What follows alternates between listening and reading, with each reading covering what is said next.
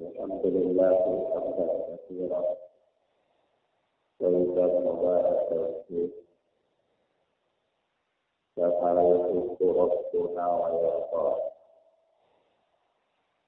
أشهد أن لا إله إلا الله وحده لا شريك له، وأشهد أن محمدا عبده ورسوله صلى الله عليه وعلى آله وأصحابه ومن سار على نهجه إلى يوم القيامة.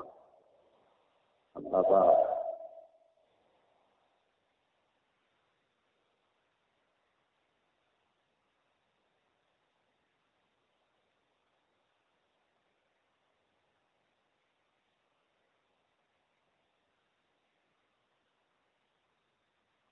أيها الأخوات أعزنا الله وإياكم. Kita lanjutkan pelajaran kita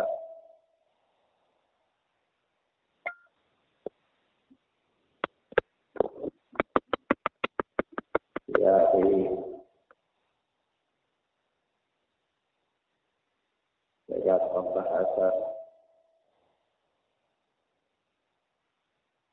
tentang kaidah atau norma-norma atau aturan-aturan yang harus ditempuh oleh seseorang ketika dia mempelajari ilmu agama, agar dia tidak tersesat. Karena memang seseorang ketika dia belajar agama tidak dengan menempuh kaidah-kaidah yang benar, maka nyaris orang itu akan terjatuh dalam penyimpangan atau kesesatan. Sebab kebenaran agama tidak dapat diukur dengan perasaan, tidak dapat diukur dengan perasaan.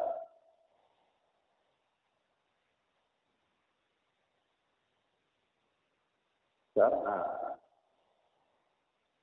kalaulah kebenaran agama itu standarnya adalah dengan perasaan, niscaya Nabi Allah Ibrahim alaihi salatu wassalam tidak akan berselisih paham dengan bapaknya. Bahkan terjadi perselisihan yang sengit di antara mereka. Begitu pula kalaulah standar agama itu dengan perasaan, niscaya Nabi Allah Nuh alaihi salatu wassalam tidak akan melepaskan anak dan istrinya yang terjerumus ke dalam kesesatan Begitu pula Nabi Allah Lut dan seterusnya. Bahkan sampai kepada Nabi kita, Nabi Muhammad sallallahu alaihi wasallam, yaitu kalaulah standar untuk mengukur keabsahan agama atau syariat yang dibawa oleh Muhammad sallallahu alaihi wasallam, niscaya beliau tidak akan tega berselisih paham atau bahkan berperang dengan paman-paman kandung beliau. Nah, tapi pada kenyataannya hal itu semua terjadi. Perasaan tidak enak disingkirkan dari Nabi Allah Ibrahim ketika Nabi Allah Ibrahim berlepas diri dari bapaknya. Disebutkan oleh Allah Subhanahu wa taala dalam ayatnya, "Il tabayyana annahu aduwwun lillah." Tatkala jelas nampak dengan terang bahwa bapaknya Nabi Allah Ibrahim itu adalah musuh Allah, maka tabarra'a minhu. Nabi Allah Ibrahim pun terlepas diri darinya. Begitu pula ketika Abu Jahal adalah musuh Allah dalam keadaan dia adalah paman-paman Rasulullah sallallahu alaihi wasallam, maka apa yang terjadi? Rasulullah sallallahu alaihi wasallam pun berlepas diri dari, bahkan terjadi peperangan di antara mereka. Lagi-lagi perasaan disingkirkan. Maka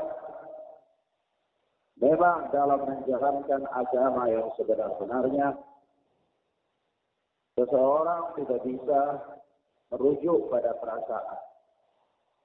Karena perasaan bukanlah standar untuk mengukur kebenaran, tetapi wahyu yang datang dari Allah, baik yang termaktub di dalam Al-Quran ataupun yang tertera dalam hadis-hadis Rasulullah sallallahu alaihi wasallam, itulah standar untuk mengukur kebenaran. Kerap kali perasaan membuat manusia tersesat, dan kerap kali perasaan bertabrakan dengan kebenaran wahyu. Maka dari itu Allah Subhanahu wa taala tidak meletakkan kebenaran atau standar untuk mengukur kebenaran itu pada perasaan. Nah, maka dari situ para ulama membuat kaidah-kaidah dalam mempelajari ilmu agama agar seseorang selamat, seseorang tidak salah dalam belajar, seseorang tidak terjatuh dalam kesesatan baik sadar maupun tidak sadar. Maka di antara beberapa kaidah yang disimpulkan oleh para ulama telah kita bahas 4 kaidah, dan kita sampai pada kaidah atau aturan yang kelima dalam mempelajari ilmu agama. Jadi, kaidah yang kelima, seseorang dalam mempelajari ilmu agama itu dia harus memilih guru yang dikenal berpegang teguh dengan Al-Quran dan Sunnah, yang berjalan di atas manhaj ahlu sunnati wal jamaah. Dan lagi, di dalam proses belajar atau menuntut ilmu, agar seorang penuntut ilmu tidak tersesat atau tidak salah dalam belajar, maka dia harus menempuh kaidah yang kelima, yaitu memilih guru yang dikenal berpegang teguh dengan Al-Quran dan As-Sunnah, yang berjalan di atas manhaj ahlu sunnati wal jamaah. Nah, karena komitmennya seorang guru dengan Al-Quran dan Sunnah dalam dakwah dan pengamalannya adalah merupakan bukti lurusnya agama dari sang guru tersebut. Sehingga kalau kita mengamati perjalanan para ulama zaman dulu dari kalangan orang-orang saleh, maka kita dapati kehidupan mereka telah nampak dengan komitmennya mereka dalam berpegang teguh dengan Al-Quran dan Sunnah. Sampai-sampai suatu ketika pernah terjadi suatu peristiwa yang berkaitan dengan sahabat yang mulia Umar bin Al-Khattab radhiyallahu ta'ala anhu. Yani ketika Umar bin Al-Khattab pernah melewati sebuah lorong dari lorong-lorong perumahan yang ada di kota Madinah pada zaman pemerintahan. Lalu dia melihat ada sebuah rumah yang dalam air dari rumah tersebut mengarah ke tengah jalan. Maka seketika Umar bin Al-Khattab pun naik ke rumah tersebut, lalu memperbaiki, yakni mengarahkan dalam air itu ke arah yang lainnya. Ketika beliau radhiyallahu ta'ala anhu turun, maka ada seorang sahabat yang menghampiri beliau dan mengabarkan kepada beliau bahwa dalam air tersebut dengan posisi mengarah ke arah tersebut adalah arah yang diletakkan atau dibuat oleh Rasulullah Sallallahu Alaihi Wasallam. Apa yang terjadi? Ketika mendengarkan keterangan itu, ada Umar bin Al-Khattab pun naik lagi ke rumah tersebut dan kemudian dia rubah lagi dalam air tersebut persis ke arah di mana tadi sebelum dia rubah. Ini menunjukkan bagaimana mereka begitu komitmen dengan apa yang dilakukan oleh Rasulullah Sallallahu Alaihi Wasallam, hatta dalam perkara-perkara dunia sekalipun, Nah, atau contoh yang lain, suatu ketika Rasulullah Sallallahu Alaihi Wasallam bersama dengan para sahabat waktu itu di Masjid Nabawi, kota Madinah, sedang duduk Dan Rasulullah Sallallahu Alaihi Wasallam memberikan mau'izah, memberikan pelajaran, nasihat kepada para sahabat. Tiba-tiba terdengar suara gaduh. Maka Rasulullah Sallallahu Alaihi Wasallam pun memerintahkan kepada para sahabat bahwa ijlisu, duduklah. Ketika kalimat Rasulullah tersebut dari lisan Rasulullah, ijlisu, duduklah kalian, maka bertepatan dengan kalimat tersebut datanglah Ibnu Mas'ud. Begitu Ibnu Mas'ud sampai di depan pintu Masjid Nabawi, kalimat yang dia dengar dari lisan Rasulullah adalah ijlisu. Dia pun langsung duduk di masjid, di pintu masjid tersebut. Begitu orang-orang semua sudah duduk, kata Rasulullah, ya Ibnu Mas'ud, kenapa engkau duduk di situ? Kata Ibnu Mas'ud, ya Rasulullah, saya tidak tahu apa-apa, tapi ketika saya masuk di pintu ini, saya terdengar dari suaramu, ya saya mendengar suaramu, atau mendengar lisanmu, mendengar perintahmu, bahwa engkau katakan duduklah, maka saya pun duduk di situ. Ya, maka Rasulullah Sallallahu Alaihi Wasallam pun tersenyum dan mengarahkan Ibnu Mas'ud ke arah yang lain agar tidak menghalangi pintu tersebut. Nah, ini juga menunjukkan bagaimana para sahabat itu mereka begitu komitmen dengan sunnah-sunnah Rasulullah Sallallahu Alaihi Wasallam. Kalau mereka bersahabat atau bertemu dengan sunnah Rasulullah Sallallahu Alaihi Wasallam, mereka tidak akan pernah mempertimbangkan sunnah tersebut dengan pikiran mereka, tidak pernah mempertimbangkan sunnah tersebut dengan perasaan mereka. Tetapi yang ada bagi mereka adalah harus komitmen dan menjalankan sunnah tersebut. Baik mereka pahami dengan akal atau tidak, baik bertentangan dengan perasaan atau tidak. Maka ini bukti bahwa generasi yang awal dari umat ini di kalangan orang-orang saleh, mereka benar-benar berpegang teguh dengan sunnah Rasulullah Sallallahu Alaihi Wasallam. Maka ketika seseorang mempelajari agama, maka hendaklah dia belajar dari guru yang dikenal komitmen berpegang teguh dengan Al-Quran dan Sunnah, yang berjalan di atas manhaj ahli sunnah wal jamaah. Jangan dia belajar dari para pelawak, tukang ramal, yang semuanya itu mereka menggunakan keping ustaz, gunakan baju ustaz, jubah, peci, sorban, jilbab yang besar.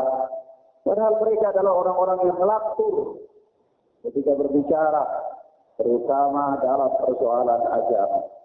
Mereka adalah orang-orang yang tidak takut kepada Allah dan tidak segan-segan berbohong dalam urusan agama. Dan sekali lagi, jangan belajar dari para pelawak, jangan belajar dari tukang ramal, jangan belajar dari orang-orang yang entah dari mana datangnya dia, entah belajar kepada siapa, gurunya di mana, tetapi karena dia berpenampilan dengan penampilan ustaz, menggunakan casing kiai, menggunakan casing ustaz, dan mengaku bisa ini dan bisa itu, maka ini adalah sebuah penyimpangan ketika seseorang mempelajari ilmu agama. Nah, Abu Bakar As-Siddiq radhiyallahu ta'ala anhu pernah berkata, "Lastu tarikan syai'an kana Rasulullah sallallahu alaihi wasallam ya'malu bihi illa amiltu bihi. Inni akhsha an taraktu syai'an min amrihi an azira." Kata Abu Bakar As-Siddiq radhiyallahu ta'ala anhu, beliau berkata, "Lastu tarikan syai'an kana Rasulullah sallallahu alaihi wasallam ya'malu bih illa amiltu bih." Aku tidak pernah meninggalkan sesuatu yang Rasulullah amalkan kecuali aku pasti mengamalkannya. Aku tidak pernah meninggalkan sesuatu yang Rasulullah amalkan, kecuali aku pasti mengamalkannya. Kata Abu Bakar As-Siddiq radhiyallahu taala, "Inni akhsha an taraktu syai'an min amrihi an azida." Karena sesungguhnya aku khawatir jika meninggalkan sesuatu dari perintah Rasulullah. Aku khawatir jika meninggalkan sesuatu dari perintah Rasulullah sallallahu alaihi wasallam an azira, niscaya aku akan terjatuh ke dalam penyimpangan. Aku akan terjatuh dalam penyimpangan. Coba perhatikan. Manusia sekelas Abu Bakar As-Siddiq dengan kealimannya, dengan ketakwaannya, dengan ibadah, dengan keikhlasan, dengan kesungguhan, dengan perjuangan, dengan pengorbanan yang dilakukan oleh beliau, yang beliau persembahkan sebagai suatu bentuk upaya untuk mengamalkan Islam. Beliau pun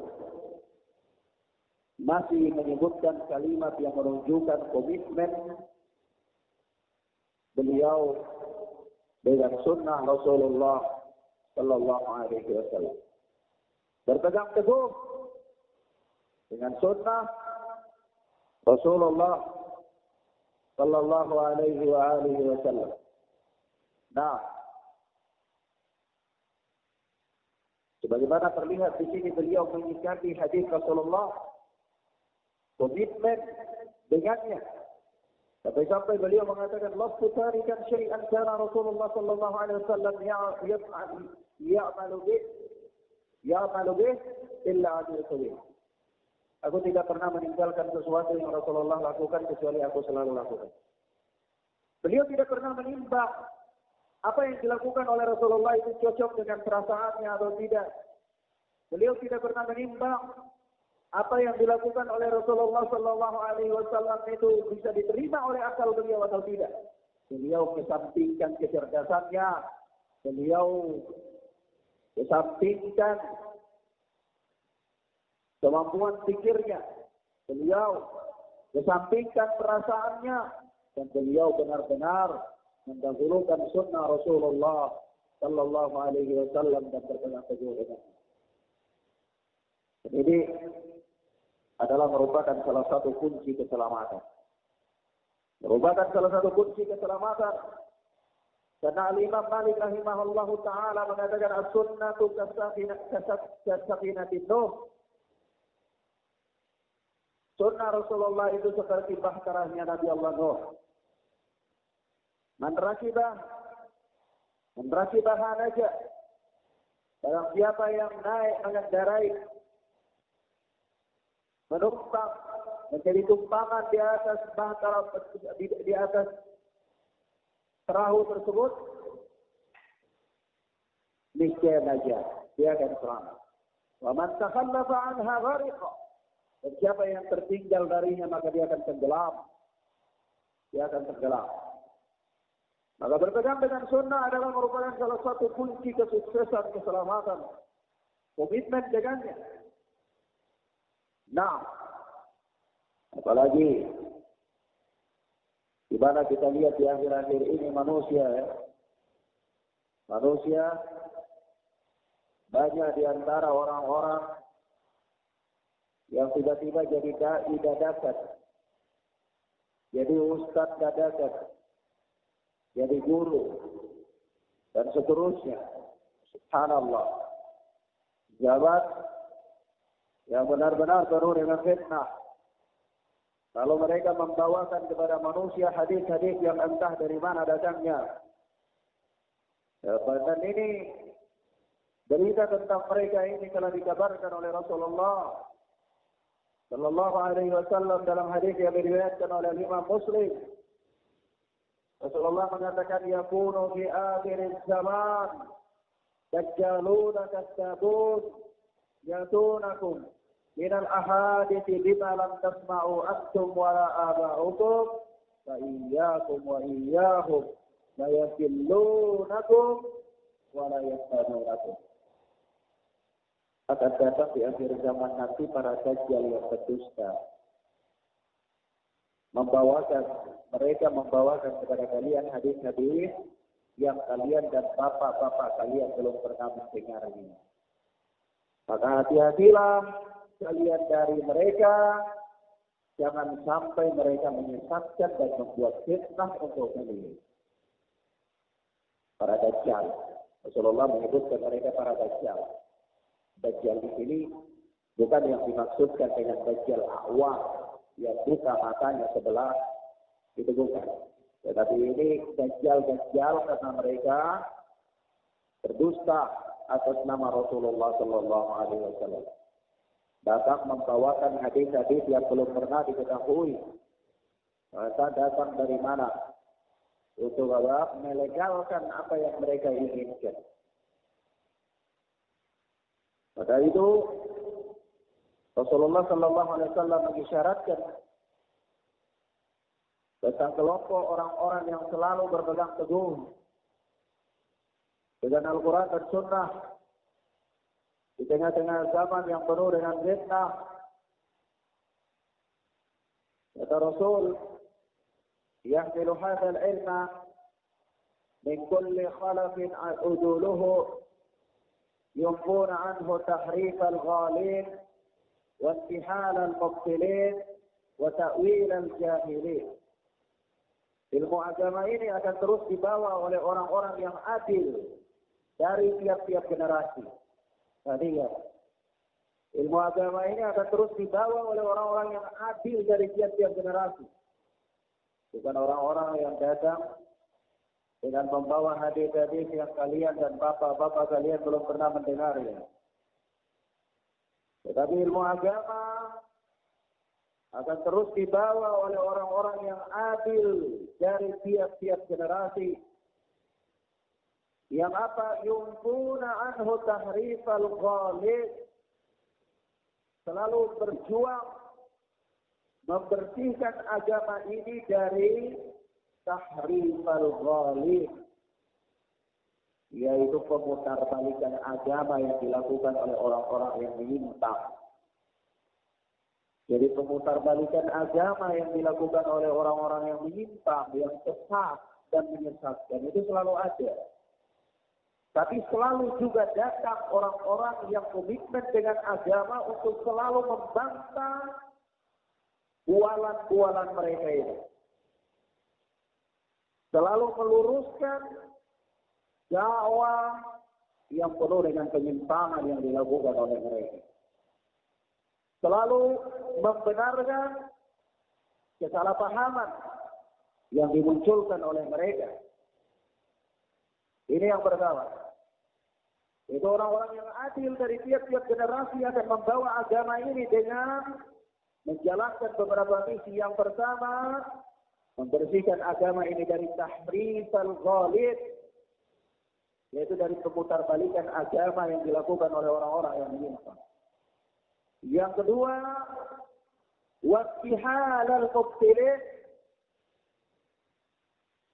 yakni membersihkan agama ini dari intihalul mubtilin.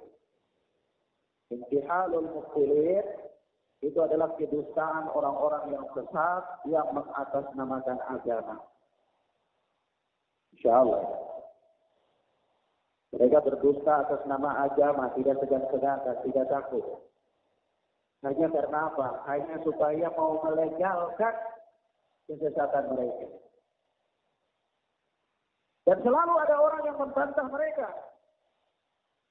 Selalu ada orang yang membongkar kebohongan mereka, dan itu bagian dari perintah agama. Dan orang-orang yang tampil pada barisan terdepan untuk membatalkan atau membongkar kedustaan mereka, meluruskan penyimpangan mereka, itu bukan karena kebencian kepada mereka, tetapi dalam rangka memang menjalankan perintah agama. Yang Rasulullah katakan, Mereka itu adalah orang-orang yang membawa agama dari generasi, dari tiap-tiap generasi, yakni orang-orang yang adil. Yang ketiga, misi orang-orang yang adil dari tiap-tiap generasi yang membawa agama ini adalah membersihkan agama dari takwilal jahilin, yaitu takwilul jahilin pengertiannya adalah pentakwilan agama yang salah yang dilakukan oleh orang-orang yang jahil. Yaitu dia baca hadis-hadis Nabi, lalu dia takwilkan, dia tafsirkan dengan penafsiran-penafsiran yang menyimpang karena kejahilan.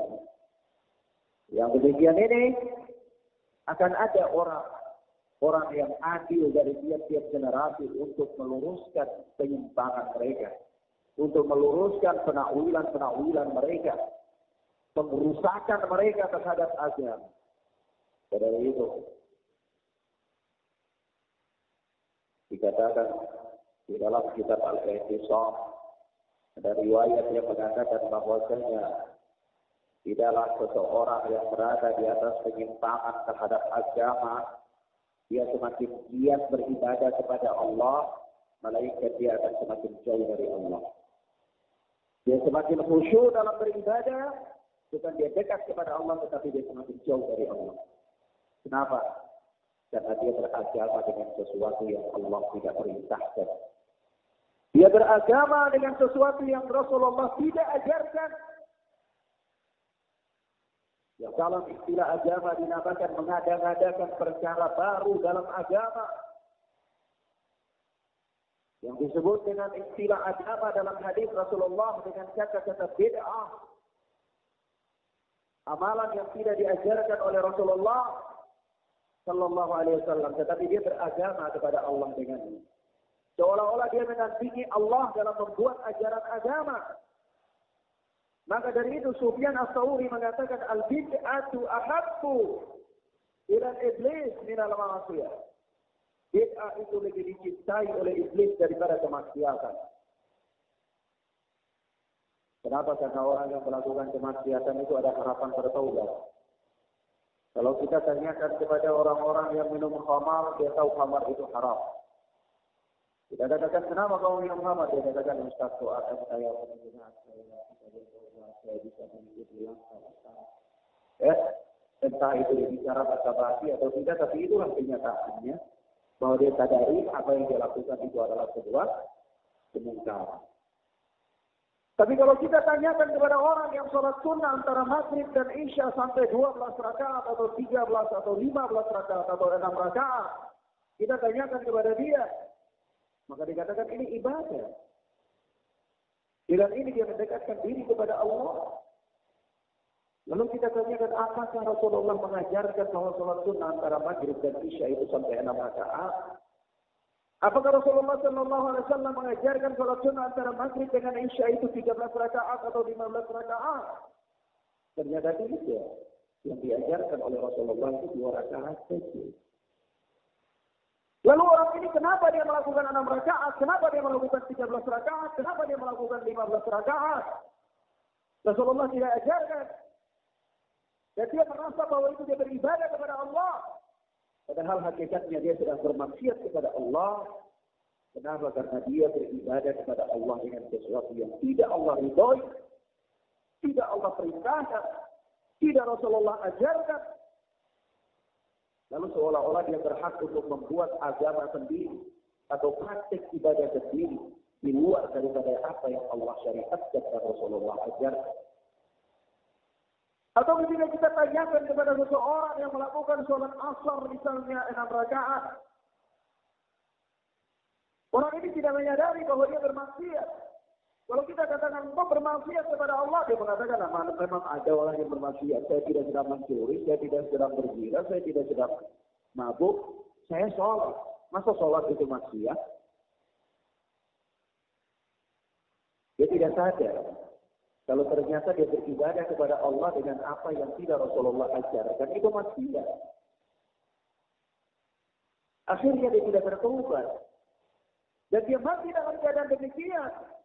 Maka itulah yang dimaksudkan dengan Al-Imam Sufyan Ats-Tsauri, bahwa bid'ah itu lebih dicintai oleh iblis daripada kemaksiatan.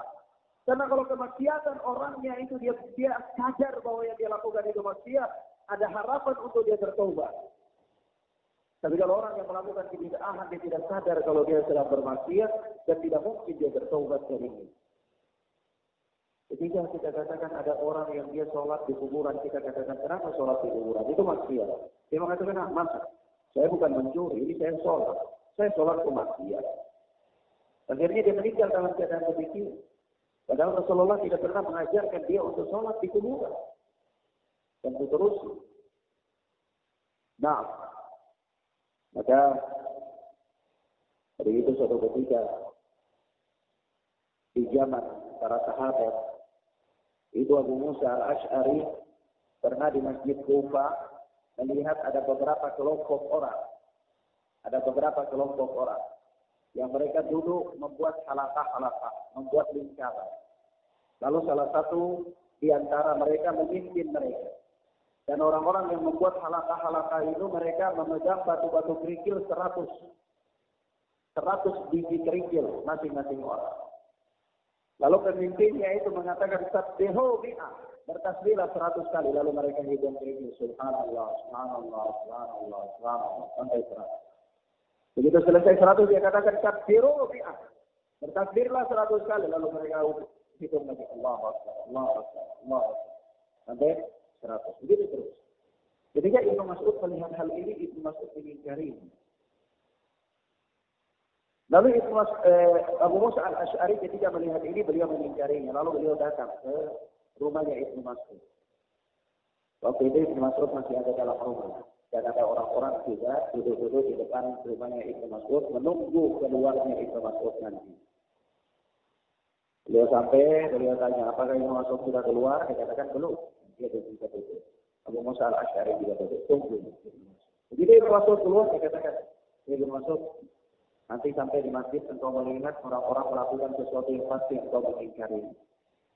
Ya, pasti engkau mengingkari. Tetapi dalam pandangan aku, artinya kalau menurut perasaan, tidaklah yang mereka lakukan itu kecuali kebaikan. Maka kata Ibnu Mas'ud, kenapa engkau tidak ingkari mereka sendiri? Kata Abu Musa, tidak, saya tunggu sampai engkau mengingkari mereka. Engkau melihat mereka. Begitu sampai di sana, Ibnu Mas'ud melihat mereka. Ibnu Mas'ud radhiyallahu ta'ala anhu marah terhadap mereka, mengingkari tindakan mereka. Dan Ibnu Mas'ud menyatakan, alangkah baiknya kalian, kenapa kalian tidak menghitung kejelekan-kejelekan kalian saja? Ya. Lalu mereka mengatakan, ya Ibnu Mas'ud, apakah kami akan dihukum oleh Allah karena kami berpikir? Maka apa kata Ibnu Mas'ud? Tidak. Kalau kalian berpikir itu tidak akan dihukum oleh Allah karena berpikir.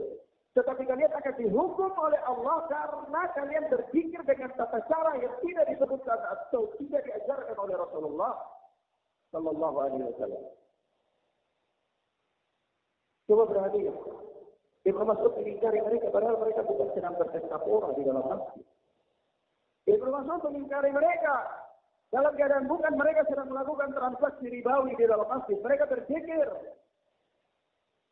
Tetapi apa? Kata Ibnu Mas'ud, zikirnya bukan jadi masalah. Tetapi yang jadi masalah adalah mereka berzikir dengan tata cara yang tidak diajarkan oleh Rasulullah Sallallahu Alaihi Wasallam. Sementara Rasulullah mengatakan, man amila amalan laisa alaihi amruna fahuwa raddun. Barang siapa yang beramal dengan suatu amalan yang tidak ada contohnya dari Rasulullah, maka dia tertolak. Kalau amalan itu tertolak karena tidak ada contoh dari Rasulullah, lalu kenapa capek-capek melakukannya? Maka dari itu, perkara ini harus diperhatikan dengan baik. Pelajari ilmu agama harus dari guru, memilih guru yang terkenal berpegang teguh dengan Al-Quran dan Sunnah dan berjalan di atas manhaj Ahlus Sunnah wal Jamaah. Nah, harus ahlinya. Bukan hanya sekedar karena orang itu jujur atau orang itu baik atau orang itu ahli ibadah. Bukan. Perhatikan perkataan Ibnu Abi Dinar yang disebutkan oleh Al-Imam Muslim di dalam Muqaddimah Sahih. Yaitu Al-Imam Ibnu Abi Dinar pernah berkata, bahwa bapakku berkata, adraktu bil Madinah mi'atan kulluhum ma'munun. Aku pernah bertemu 100 orang di kota Madinah.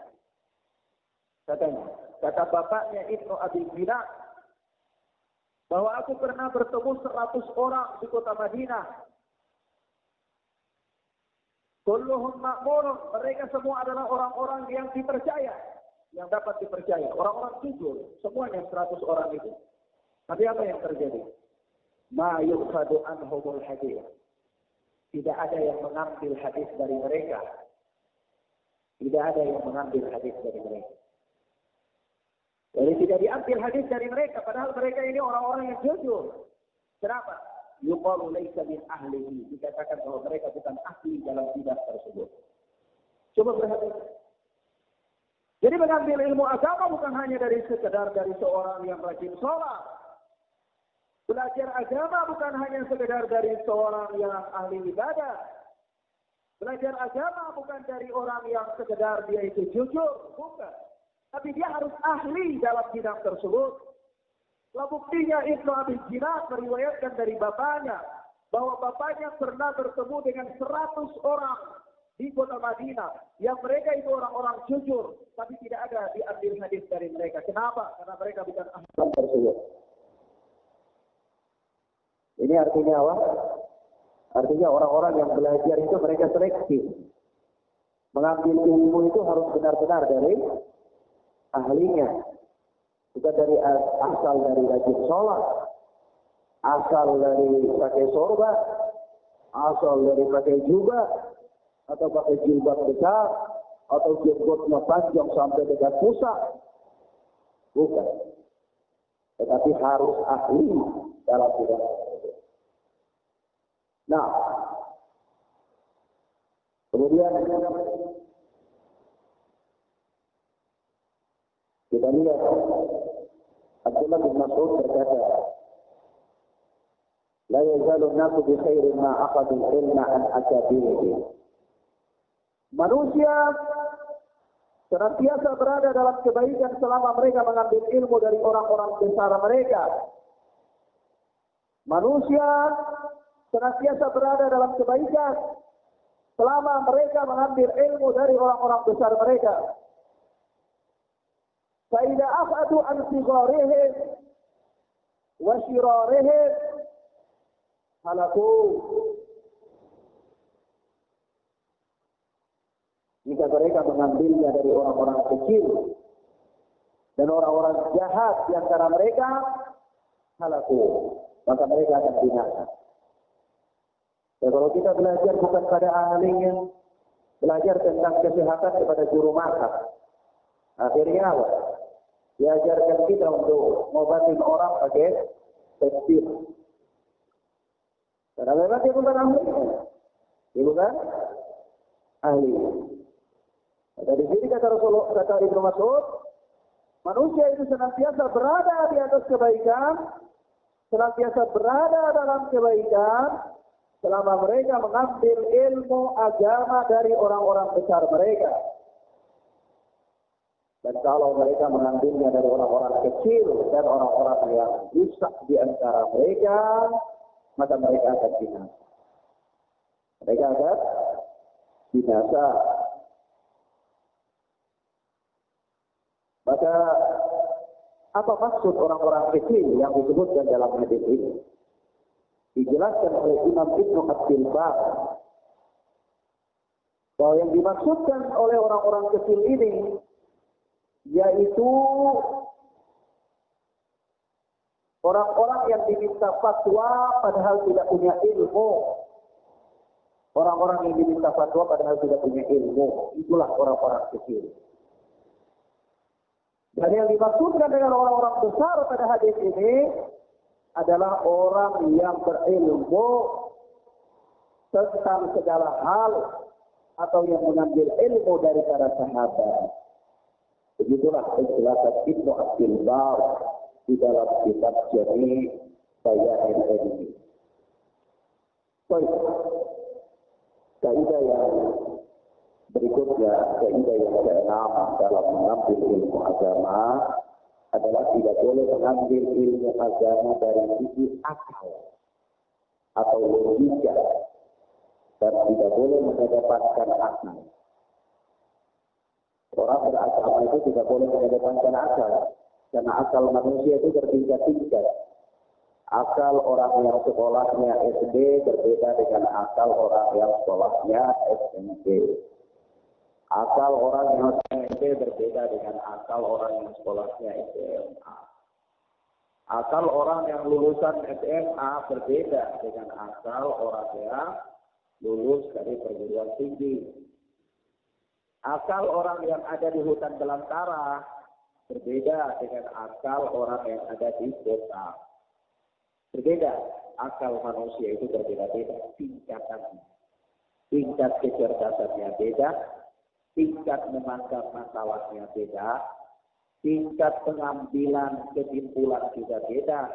Maka dari itu tidak boleh beragama mengandalkan akal, karena nanti berbeda-beda semuanya. Sebab itu Allah tidak meletakkan agama pada akal, karena akal itu berbeda-beda. Nah, kalau Allah meletakkan agama pada akal, maka semua manusia bisa melaksanakan ritual-ritual agama sesuai dengan akalnya saja. Kalau begitu tidak ada fungsinya diutusnya Nabi Sallallahu Alaihi Wasallam. Karena manusia semuanya sudah punya akal. Dengan akal itu dia bisa bertindak, berpikir, membuat kesimpulan, dan bahkan barangkali dia bisa merekayasa ibadah. Maka dari itu agama ini adalah wahyu. Wahyu bukan hasil penemuan akal manusia. Karena agama bukan hasil penemuan akal manusia, maka tidak boleh beragama dengan akal. Tidak boleh mengedepankan agama, mengedepankan akal dalam beragama. Allah Subhanahu wa taala berfirman dalam surat Al-Anbiya ayat 45, "Wa la in massathum nafhatun min 'adabi rabbika la yaqulunna ya wailana inna kunna zalimin." Katakanlah wahai Muhammad, sesungguhnya aku memberi peringatan kepada kalian dengan wahyu.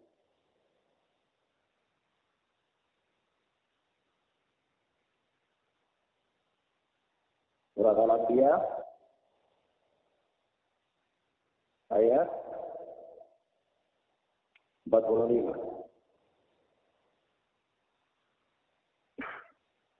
Begitu pula Allah Subhanahu wa taala berfirman dalam surat An-Najm ayat 3 ayat 4, "Wa ma yantiqu 'anil hawa in huwa illa wahyun yuha." Dan tidaklah Rasulullah Sallallahu Alaihi Wasallam itu berbicara menurut hawa nafsunya, melainkan berdasarkan wahyu yang diwahyukan kepada beliau. Ya, agama itu wahyu, agama bukan akal. Nah,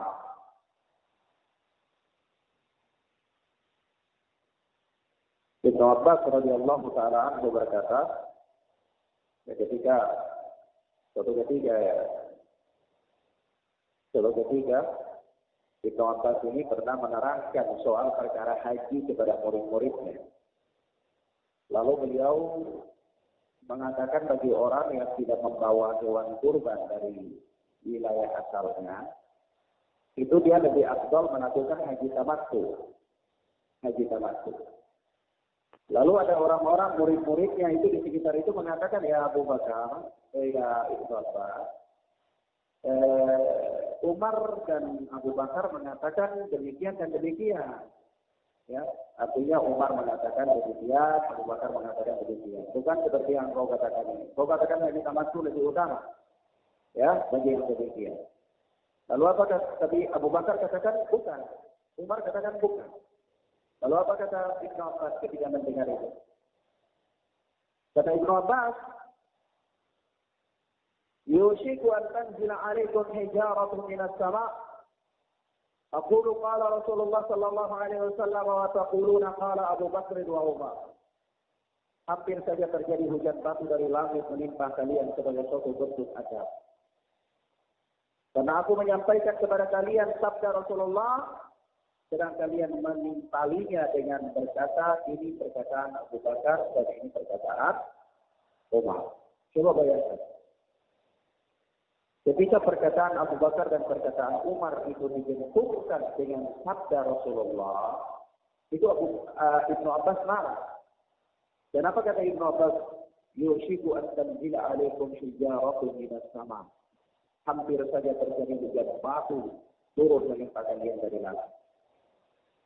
Nah, kalau orang yang sekelas sekaliber Abu Bakar, sekelas Umar, itu perkataan mereka tidak boleh dibenturkan dengan sabda Rasulullah, tidak boleh dikedepankan melebihi perkataan atau sabda Rasulullah.